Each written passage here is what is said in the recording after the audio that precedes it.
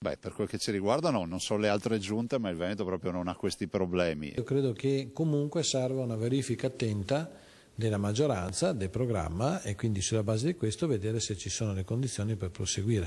Da una parte la secchiata d'acqua sul fuoco, dall'altra una tanica di benzina. Sabato a Mestre Roberto Marone aveva rassicurato in Veneto non cambia nulla, ma se dal coordinatore regionale del PDL arrivano parole roventi, il caso sembra esistere.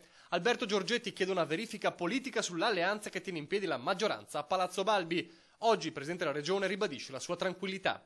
Non c'è nessuna polemica con il PDL e noi abbiamo una squadra di persone per bene che hanno condiviso l'obiettivo sia di Lega che di PDL e continuiamo così. C'è solo un'occasione nella quale la Giunta del Veneto può cadere, che è quella che decido io, quando non si rispettano più gli accordi con i cittadini. Con Zaia stanno anche gli assessori pidellini della Giunta, nonché gran parte dei consiglieri azzurri, ma il caso Lombardia sembra aver segnato un passaggio forte nei rapporti con la Lega. Lega che quindi va a violare un patto elettorale che era stato già sancito nel 2010 e che rimette in discussione tutti gli equilibri del Nord. Credo che da questo punto di vista il PDL non possa semplicemente incassare, subire questo tipo di situazione e non rispondere politicamente. Un PDL spaccato al suo interno e che deve fare i conti anche con l'esercito dei formattatori che vogliono cambiare la classe dirigente azzurra dal nazionale al locale.